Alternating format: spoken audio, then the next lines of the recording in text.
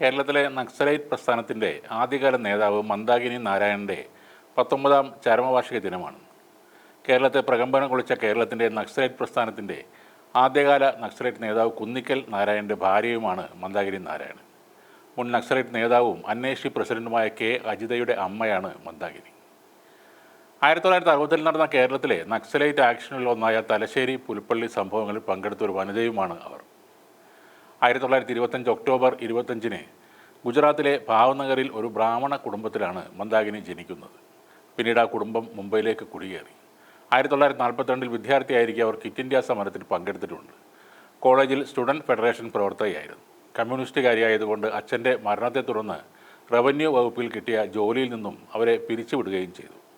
മലയാളിയായ കുന്നിക്കൽ നാരായണനെ പരിചയപ്പെടുകയും പിൽക്കാലത്ത് അവർ വിവാഹിതരാകുകയും ചെയ്തു.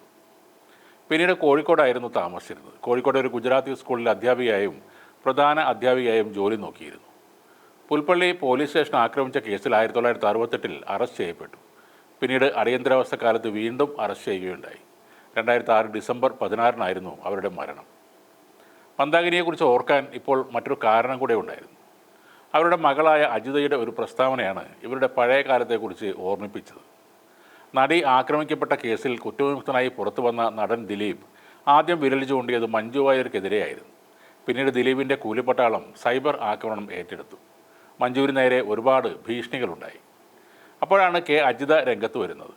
മഞ്ജു വാര്യർക്കെതിരെ എന്തെങ്കിലും ആക്രമണം ഉണ്ടായാൽ വെറുതെ ഇരിക്കില്ലെന്ന് കെ അജിത ഒരു മുന്നറിയിപ്പ് നൽകി. ഈ വിധി നീതിനിശ്ചിതമാണെന്നും അജിത പറഞ്ഞു. പ്രകോപനം ഉണ്ടാക്കുന്നൊരു വിധിയാണിത്. ഇനിയും മേൽക്കോടതികളുണ്ട്. പണം കൊടുത്ത് ഉണ്ടാക്കിയ ഫാൻസിനെ പേടിക്കില്ല. മഞ്ജു വാര്യർക്കെതിരെ എന്തെങ്കിലും ആക്രമണം ഉണ്ടായാൽ മറുപടി തന്നിരിക്കും. ഇത്തരം കാര്യങ്ങളിൽ കറുപ്പ് വെളുപ്പാക്കൽ എളുപ്പമാണ്. ചെറിയ മീനുകളെ ശിക്ഷിക്കുകയും വലിയ മീനുകളെ വിട്ടയക്കുകയും ചെയ്ത കേസാണിത്. അതിജീവിത എന്നേ വിജയിച്ചു കഴിഞ്ഞു. സാങ്കേതികമായ പരാജയം നമ്മെ ബാധിക്കരുത്. വലിയ സ്വാധീനങ്ങൾ ഉപയോഗിച്ച കേസാണ് ഇതെന്നും അജിത പറഞ്ഞു. അതോടെ ദിലീപേട്ടൻ ഫാൻസ് അജിതയ്ക്ക് നേരെ തിരിഞ്ഞു.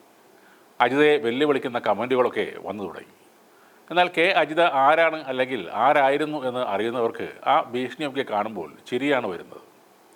1964-ൽ സ്കൂൾ വിദ്യാർത്ഥിനിയായിരിക്കെ തന്നെ സഹപാഠികളെ ഒരുമിപ്പിച്ച് കേന്ദ്ര സർക്കാർ റേഷൻ വെട്ടിക്കുറിച്ചതിനെതിരെ സമരം നടത്തിയ ആളാണ് കെ അജിത. 1960-കളുടെ അവസാനത്തിൽ അജിത നക്സൽ പ്രസ്ഥാനത്തിലെത്തി. തലശ്ശേരി പുൽപ്പള്ളി ആക്ഷനുകൾ നടത്തിയ സംഘത്തിലെ ഏക സ്ത്രീയായിരുന്നു അജിത. ഭരണകൂടത്തിൻ്റെ മർദ്ദനോപകരണമായ പോലീസ് സ്റ്റേഷനുകൾ ആക്രമിക്കുക എന്ന ഒരു നയമാണ് ഇവർ അക്കാലത്ത് സ്വീകരിച്ചത്. അങ്ങനെയാണ് തലശ്ശേരി പുൽപ്പള്ളി സ്റ്റേഷനുകൾക്കെതിരെ ആക്രമണം ഉണ്ടാകുന്നത്.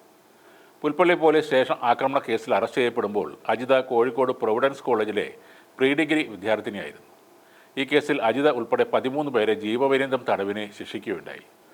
1968 മുതൽ 72 വരെ അവർ ജയിൽവാസം അനുഭവിച്ചു. അജിതയുടെ അറസ്റ്റ് കേരളത്തെ കോളിളക്കം കൊള്ളിച്ച ഒരു സംഭവമായിരുന്നു. പോലീസ് സ്റ്റേഷനിലെ ലോക്കപ്പിൻ്റെ അഴികളിൽ പിടിച്ചു നിൽക്കുന്ന അജിതയുടെ ഫോട്ടോ കേരളത്തിലെ നക്സൽ പ്രസ്ഥാനത്തിൻ്റെ ഐതിഹാസിക ചിത്രമാണ്. മനോരമയിലെ ഫോട്ടോഗ്രാഫർ പോലീസുകാരെ കബളിപ്പിച്ച് അജിതയുടെ ലോക്കപ്പിലെ ചിത്രമെടുത്ത് പത്രത്തിൽ കൊടുത്തതുകൊണ്ടാണ് അജിതയെ അറസ്റ്റ് ചെയ്ത വിവരം പോലീസിന് സമ്മതിക്കേണ്ടി വന്നതെന്നും അല്ലെങ്കിൽ അജിത ആരോരും അറിയാതെ അവിടെ വെച്ച് കൊല്ലപ്പെടുമായിരുന്നു എന്നും ആ മനോരമ ഫോട്ടോഗ്രാഫർ തൻ്റെ ഓർമ്മക്കുറിപ്പുകളിൽ പിന്നീട് പറയുന്നുണ്ട്.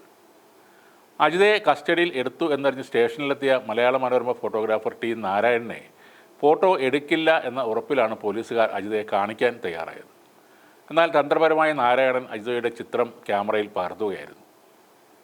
പിന്നീട് ഒരു കാഴ്ചവസ്തുവിനെ പോലെ അജിതയെ പൊതുജനങ്ങൾക്ക് മുന്നിൽ പോലീസ് നിർത്തിയിരുന്നു. എല്ലാവർക്കും കാണാൻ ഒരു ഡെസ്കിൽ കയറ്റിയാണ് അവരെ നിർത്തിയത്. പോലീസുകാർ അടക്കമുള്ളവർ കൊത്തിവലിക്കുന്ന കണ്ണുകളോടെ അവരെ നോക്കുന്നതും പരിഹാസത്തോടെ ചിരിക്കുന്നതും ആ ഫോട്ടോയിൽ കാണാം.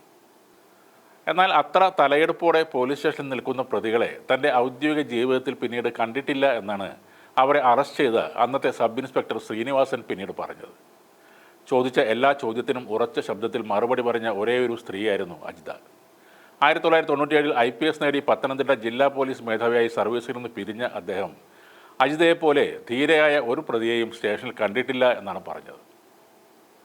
സഹായത്തിന് ആരും എത്തില്ലെന്ന് അറിഞ്ഞിട്ടും വേറൊരു പ്രസ്ഥാനവും തിരിഞ്ഞ് നോക്കില്ലെന്ന് ഉറപ്പുണ്ടായിട്ടും കൊടിയ മർദ്ദനങ്ങൾ ഏറ്റുവാങ്ങിയിട്ടും തല ഉയർത്തി തന്നെ നിന്ന സ്ത്രീയാണ് അവർ. ആ അജിതയെയാണ് ചില്ലിക്കാശ് മേടിച്ച ഫാൻസ് ഇപ്പോൾ ഭീഷണിപ്പെടുത്തുന്നത്. അജിത ഇപ്പോൾ പഴയ ആളല്ല, നിയമത്തിനെതിരെ നീങ്ങുന്ന ആളുമല്ല. അവർ സർക്കാർ സംവിധാനങ്ങളുമായി പൊരുത്തപ്പെട്ട് തന്നെ ജീവിക്കുന്ന ഒരു വ്യക്തിയാണ്. പക്ഷേ കീബോർഡിലൂടെ അജിതയെ പേടിപ്പിക്കുന്ന കീടങ്ങൾ അറിയണം അവരുടെ ഒരു ഭൂതകാലം.